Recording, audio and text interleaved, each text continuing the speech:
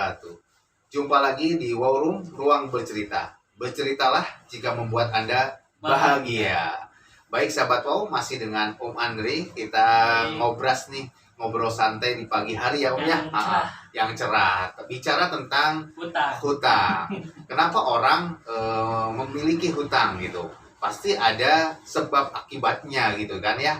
Bisa jadi karena dia lebih banyak keinginan atau kebutuhan sehingga dia berhutang gitu. Mungkin keinginan yang banyak, kemampuan kurang. Nah, itu mungkin pintu-pintu kenapa orang jadi berhutang gitu ya.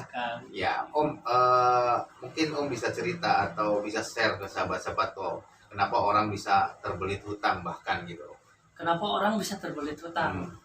Yang pertama itu mungkin karena keinginan tidak mampu menahan diri. Artinya ada sebuah keinginan yang gede tapi kemampuan untuk itu tidak mencukupi, akhirnya berhutang. Bisa juga pengaruh dari luar atau ajakan. Nah, padahal hutang itu enak di awal nggak enak di akhir. Belum bicara ke bahwa riba gitu-gitu. Hutang itu adalah sebuah dimana ketenangan kita digadaikan. Intinya hutang itu adalah sesuatu yang tidak enak. Tapi kenapa orang banyak berhutang gitu? Karena adanya nafsu di sana. Lebih ke nafsu ya. Nafsu. Gimana kita biar gengsi gitu kan?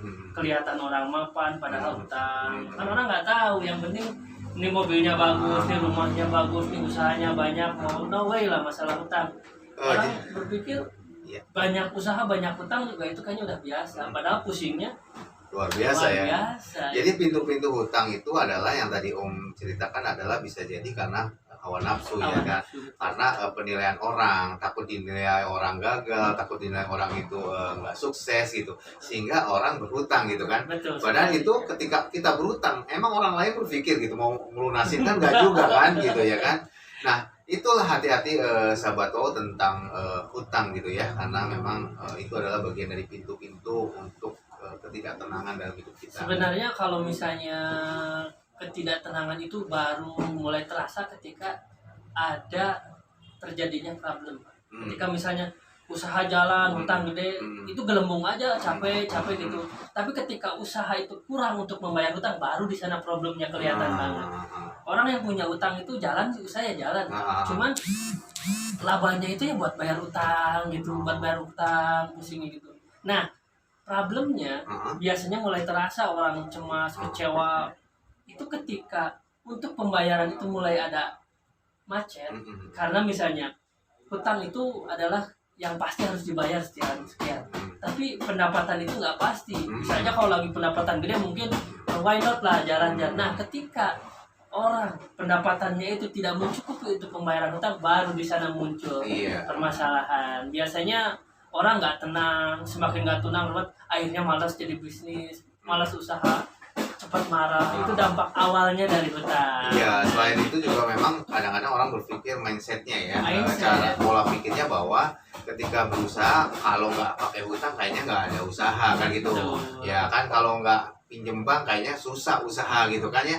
Ada nggak sih solusi bagaimana kalau pinjem lunasin bapak bisa ngasih nggak untuk lunasinnya?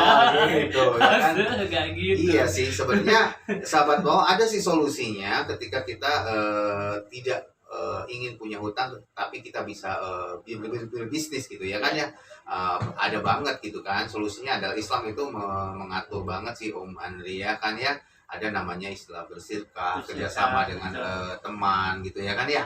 Nah, tetapi memang pintunya adalah bagaimana kita bisa amanah kalau hal seperti itu. Betul. Intinya kalau pingin usaha itu modalnya sekemampuan dulu Pak. Atau kalau punya asetlah yang dijual, bukan mendahulukan hutang. Karena usaha yang akan dirintis itu tidak semudah orang nanti angsuran segini, bayar segini, kan namanya mau merintis, udah ngutang itu salah patah. Jadi baiknya kalau misalnya mau merintis usaha itu dengan modal yang ada, kemampuan. Oh iya, tepat sih ya, bagus ya, artinya memang semampunya dia gitu ya berarti kan ya. Oke Om, kalau dia memang sudah mampu artinya dengan jual aset atau yang ada gitu kan, Tapi ada orang yang memang sudah benar-benar sudah terbelit hutang. Mungkin karena oke lah kita lupakan kesalahan masa lalu kan gitu ya kan. Setiap orang punya masa lalu, apalagi terutama dengan hutang gitu. Solusinya untuk menyelesaikan ketika orang terbelit hutang, mungkin Om punya Intinya harus cut off. cut off ya. Ketika ada aset yang bisa dijual untuk menutupi hutang, itu baiknya dijual. Jual ya. Kenapa? Karena permasalahannya akan beres. Tetapi kalau misalnya aset masih ada, nggak mau jual, ya nggak akan beres. Yang namanya hutang terus akan menambah kepusingan. Kadang-kadang orang punya mobil juga, aduh sayang daripada dibayarin, dijual, mobil hilang, mending bertahan gitu walaupun punya itu. Padahal sebenarnya bisa jual mobil kan Om. Bisa. Tapi kenapa sih orang agak berat gitu mau jual mobil, Ya itu, Pak. mau jual rumah, sebenarnya dia udah punya rumah tapi punya aset lain nih, Ya. mau jual, kenapa berat gitu Bang? Jangan Karena rumah, mobil aja. mobil aja, kenapa dia menjadi berat Om? Ya itu faktor gengsi nanti baliknya. Karena ketika misalnya dia punya mobil masih kelihatan oke lah sama orang, kelihatan gitu punya mobil, tapi ketika dia dijual, wah dia bangkrut gimana, itu mungkin rasa hawa nafsunya masih ada. Padahal ketika mobilnya dijual untuk melunasi hutang, dia dapat dua keuntungan. Hutangnya lunas, ketenangan dapat. Tuh, iya kan ya. Sebenarnya tinggal mau mengambil solusi itu atau enggak ya kan ya. Kalau kita sudah punya niat yang kuat, harusnya solusi-solusi itu bisa kita ambil kan, Jadi enggak? gini Om, karena pemahaman untuk dapat ke solusi itu kita harus punya rasa takut. Kalau rasa takut itu tidak terbentuk, misalnya hutangnya biasa-biasa nggak takut, apalagi yang paling enak itu untuk menyelesaikan semua hutang, kita rasa takutlah kepada Allah. Karena Allah itu memerangi hutang riba. Kalau pemikiran udah bisa sangkut pautkan, balikin lagi ke Allah, balikin lagi ke Allah, pasti akan lebih mudah untuk melunasinya. Cuman kalau hatinya masih kurang, mohon maaf ya, saya dulu juga pernah terlilit hutang, kan terlibat gitu. Karena rasa ketidaktahuan dan kekurang pahaman itu yang mungkin saya nyaman dalam punya hutang itu. Tapi ketika ada teman atau sahabat yang memberi pengarahan, oh ternyata akan takut dengan hutang itu lebih mudah untuk keluar. Ternyata benar juga bahwa Allah memerangi, bahwa ini akhirnya pengen lunasnya akan lebih mudah gitu, daripada pemahamannya nggak ada gitu. Baiklah sahabat wow. Jadi ada 2 poin yang bisa kita tangkap dari cerita Om Andre, bagaimana caranya solusinya untuk bisa melunasi hutang. Satu, yang pertama adalah kuatkan niat bahwa kita ingin bebas dari hutang. Kemudian yang kedua, rasa takut kepada Allah, apalagi hutang riba gitu kan, karena Allah akan memerangi setiap riba atau setiap yang kita makan karena dari hasil riba itu kan ya. Betul. Ketika kita bicara takut, maka kita akan cepat-cepat untuk menyelesaikan itu, benar nggak Om? Ya, kalau rasa takut itu nggak ada ya susah. Nggak ada apa sih yang perlu di ini, karena nafsunya terus takut nggak ada. Kadang-kadang nafsu itu mengalahkan rasa takut, ya nggak bakal beres-beres, malah nambah lagi. Oke Om. Jadi tapi gini Om. Tadi bicara tentang rasa takut. Bagaimana menumbuhkan rasa takut itu? Karena kadang gini Om, orang itu ngerasa bahwa itu nggak masalah gitu. Yang penting kita bisa bayar, yang penting kita bisa menyelesaikan masalah itu, masalah hutang itu. Jadi bagaimana cara bisa menumbuhkan rasa takut kepada Allah terhadap terutama hutang riba gitu Om? Betul sekali. Intinya kita harus berkumpul bersama orang-orang yang mengaji. Intinya yang mengaji muamalah, bahwa dalam hutang itu ada sebuah bahwa larangan Allah, apa hutang riba gitu. Kita nanti kalau udah mengaji, ada yang mengajarkan bahwa rasa itu akan muncul.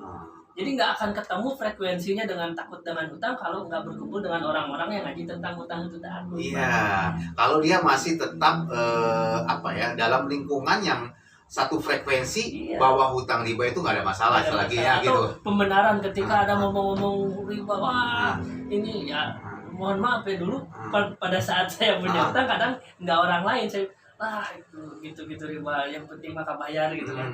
Karena Allah kita tahu gitu, kita kan buat usaha gitu untuk lebih baik. Padahal guru saya juga bilang kemarin, kalau kita ke Mekah itu umroh itu baik. Tapi ketika ke Mekah itu dengan cara utang riba, misalnya dia berarti dia kewajibannya menjauhi riba, dia malah untuk melaksanakan sunnah yang baik gitu. Ke Mekah itu kan salah katanya. Jadi baiknya pengen ke Mekah kan baik, umroh gitu misalnya. Tapi karena nggak ada uang, udah pinjam aja dengan riba. Sebenarnya itu kurang baik. Dia melakukan ibadah dengan cara yang Allah misalnya perangi dengan hutang. kemarin sampai ada konsep seperti itu, Pak. Biasa ya, Pernah benar-benar. gitu kan. Pernah Itu ya, kan. betul betul. Jadi, Dulu nggak kebayang Ah. karena saya mau umroh, mau ibadah ya kan ini niat baik. Ah. Tapi ketika kita ngaji ada karena proses yang baik itu harus dengan cara yang benar gitu kan. Tapi gini Om, ada ketika orang tersentuh dengan, sempat Om cerita juga gitu ya, tersentuh kita bicara tentang babi itu haram. Tapi ketika riba itu haram, tapi frekuensinya berbeda gitu, kekuatan untuk takutnya berbeda. Kenapa sih Om? Iya. Iya nggak? Iya kan? Iya, iya. Kekuatan sama-sama haram, Dalam- tapi mereka takut gitu loh. Dalam surat Al-Qur'an kan salah satunya bahwa Allah mengharamkan babi. Ah, Allah juga mengharamkan riba. ah. Nah, tatkala seseorang disuruh makan babi, misalnya daging babi, pasti menolak, tidak yakin. Karena atau Homer juga haram gitu. Orang bener yakin bahwa nggak mau disuruh minum Homer karena haram, yakin. Tapi ketika orang disuruh leasing mobil atau motor, untuk kayak gini, orang itu setidaknya haramnya itu mulai berubah gitu keyakinannya. Kenapa gitu ya? Benar ya, kenapa? Saya juga agak-agak berpikir aneh gitu ya. Ketika kita makan nih di restoran nih, yang kita nggak tahu kehalalannya. Terus kemudian setelah kita makan tuh, terus kemudian teman kita cerita, di situ ada babi loh, langsung dimuntahin dong, nggak mau gitu kan ya. Tetapi kita bicara tentang hutang riba gitu kan, di situ ada ribanya, tenang saja Om, benar ya? Ya, kadar frekuensinya itu agak kurang pas gitu ya. Padahal sama ya. Sama ya, padahal sama. Ya itu mungkin pemahaman yang perlu ditingkatkan itu, karena mungkin kalau urusannya riba itu menyangkut dengan perut, dengan gengsi mungkin gitu kan. Kalau nggak gini saya nanti nggak punya mobil, kalau nggak gini saya nggak jalan. Tapi kalau makan babi aja kan masih banyak yang lain. Kalau misalnya nggak makan daging babi itu ada daging ayam. Tapi kalau nggak punya mobil, nggak ada cash, ya nggak mau, nggak ada caranya harus pinjam. Mungkin itu pilihannya Om. Bisa jadi. Ya. Saya pengen punya mobil, tapi nggak ada uang, berarti harus minjemnya. Ya hitung arisan dapat duluan kan, pembenaran itu muncul. Tapi ketika ini daging babi haram, kan masih ada daging yang semisal daging ayam begitu, mungkin gitu. Oke, baik. Ini menarik banget sahabat Wow pembicaraan pagi kita hari ini. Jadi poinnya adalah ketika kita ingin melunasi atau terbelit hutang, bagaimana solusinya? Yang pertama adalah niat yang kuat, keinginan yang kuat untuk melunasi. Kemudian ada rasa takut. Bikin rasa takut. Ya, ada rasa takut bahwa hal itu adalah memang diharamkan oleh Allah Subhanahu Wa Taala gitu. Bagaimana sih caranya supaya kita punya rasa takut? Itu adalah solusinya adalah kita memang butuh ngaji, berkumpul dengan orang-orang yang satu frekuensi, yang saling mengingatkan, saling menguatkan, dan belajar muamalah terus gitu. Karena memang sebenarnya jelas hutang itu kasih pemikiran gini aja. Ketika kita berhutang, misalnya taruhlah angsuran per bulan kan wajib dibayar, tapi usaha itu belum tentu dapat tiap bulannya. Jadi itukah yang bikin kepastian kita berhutang pinjam 50 juta pasti dikasih misalnya sama bank. Tetapi kita untuk mengangsur tiap bulannya selama tempo itu belum pasti. Apalagi nyawa kita nyampe enggak. Itu mungkin rasa takut itulah kembangkan di hati bahwa biar tidak mau berhutang itu yang pasti dibayar dengan yang belum pasti gitu kan. Itu yang bikin pusing sebenarnya konsepnya itu. Baik, ya mungkin itu ya Om ya untuk hari ini ya, menarik banget. Pokoknya intinya poinnya adalah kuatkan niat untuk melunasi utang, ada rasa takut, kemudian adalah kita berkumpul dengan orang-orang yang satu frekuensi, saling menguatkan, saling mengingatkan tentang bahaya hutang riba. Itu saja mungkin untuk saat ini, nanti kita akan bercerita lagi. Bahkan baik, mungkin satu closing ya, silakan. Bahwa tidak punya hutang itu adalah sebuah ketenangan. Baik sahabat Wow, terima kasih atas waktu semuanya. Mohon maaf bila ada tutur kata dari kami berdua yang salah, yang tidak berkenan, setidaknya karena kesalahan datangnya dari kami. Kebenaran hanya milik Allah Subhanahu. Jangan lupa subscribe dan berikan masukan komentar agar kami bisa lebih baik. Assalamualaikum warahmatullahi wabarakatuh.